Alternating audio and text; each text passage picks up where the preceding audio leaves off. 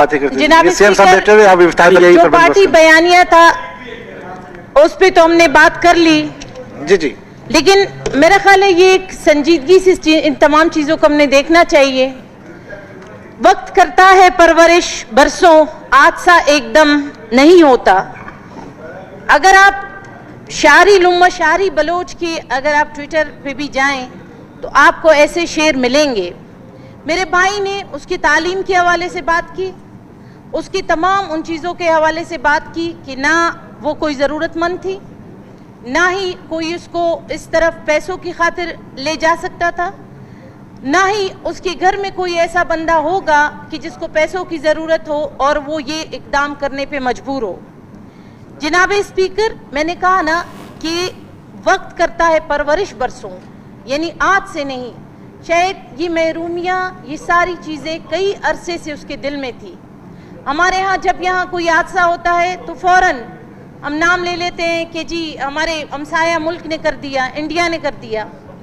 India Punjab में क्यों नहीं करता? बलूचिस्तान आके क्यों करता है? बलूचिस्तान के लोगों के साथ उसका क्या ताल्लुक, आखिर वो क्यों करता है? आज तक कभी हमने बलूचिस्तान की इशू को संजीदगी से नहीं लिया। फ्रॉम द बिगिनिंग हम यही कह रहे हैं कि एक यानी आपकी एक सियासी डायलॉग होनी चाहिए उन लोगों के साथ।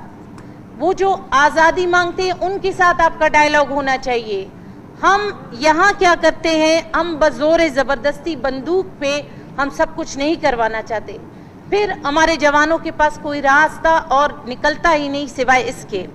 और अभी तो अगर लुम्मशारी की मैं बात करूँ, एक खातून हो कि अगर उसने ये इक़दाम उठाया तो यकीनन इसके पीछे उसको ना पैसे की लालच होगी ना किसी और की, पूरी तारीख होगी, उसको हमें देखने की ज़रूरत है। जिस दिन ये हादसा हुआ तो मुझे किसी ने कहा कि आपकी शक्ल इससे मिलती है। मेरी शक्ल उससे मिलती है, मेरा नाम उससे मिलता है, मेरे हालात भी शायद उससे मिलते हैं, क्योंकि उसको मजबूर इस सरजमीन की पॉलिसीज़ ने किया। हमने कभी बलोच इशू को सीरियस लिया ही नहीं है। हमने कभी बलोच के जो मसाइल हैं उसको कभी हमने सॉल्व करने की ज़रूरत ही नहीं समझी। मुझे सबसे पहले यही डर लगा जिस दिन ये वाक़या हुआ। मैंने कहा वेरी नेक्स्ट डे यही होगा कि यहाँ पे बलूचिस्तान से बाहर जो हमारे स्टूडेंट्स हैं उनको उठाने का एक सिलसिला शुरू होगा। तो अगले सुबह ही मैंने देखा 7:15 या 7:20 पे गाजी यूनिवर्सिटी के स्टूडेंट बीबर्ग इमदाद को उठाया जाता है। उसकी चीखों की आवाज़ें आती हैं कि सर मैं एक स्टूडेंट हूँ, आप मुझे मारे नहीं, मैं आपके साथ जाने के लिए तैयार हूँ, आप मुझे मारे नहीं। फिर वो चीज़ें हमारे बच्चों को क्या पैगाम देती हैं? कल उन बच्चों की प्रोटेस्ट पे उन्हें मारा गया, उन्हें हरासा किया गया, उसकी वीडियोज़ हैं। तो मैं जनाब स्पीकर, हर एक्शन का एक रिएक्शन होता है। ये हादसे वैसे नहीं होते, ये नफ़रतें ऐसे नहीं पलती दिलों में। हमने आज तक उसको सॉल्व करने की तरफ हम नहीं गए। हम लैपटॉप डिस्ट्रीब्यूट कर रहे हैं, ख़ास तबके में कर रहे हैं। हम जॉब्स की बात कर रहे हैं, ख़ास तबके में कर रहे हैं कि जो हमें जिंदाबाद कहे हम उसको फैसिलिटेट करें, जो हमसे सवाल करें हम उसको नीचा दिखाएं। तो हमारी जो पॉलिसीज़ है इसको हमें रिव्यू करने की ज़रूरत है, इसको हमें देखने की ज़रूरत है कि आया इसके बाद अगर हम पॉलिसीज़ बनाएंगे तो क्या उससे हम बेहतरी की तरफ जा सकेंगे या मज़ीद हमारे बच्चे डिस्ट्रैक्ट हो गए, नेगेटिव चीज़ों की तरफ जाएंगे। सरदारी निज़ाम की यहाँ किसी ने बात की।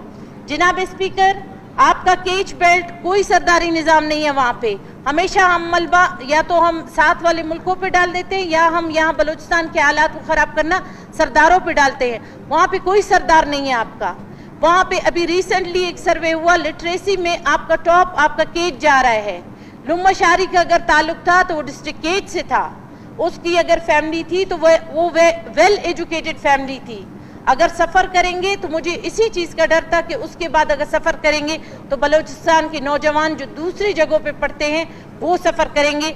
लिहाजा हमें सोचने की ज़रूरत है कि हमें इस चीज़ों को स्ट्रीमलाइन कैसे करना है और हमें ताकि दोबारा ऐसे वाक़यात की हम रोकथाम कर सकें।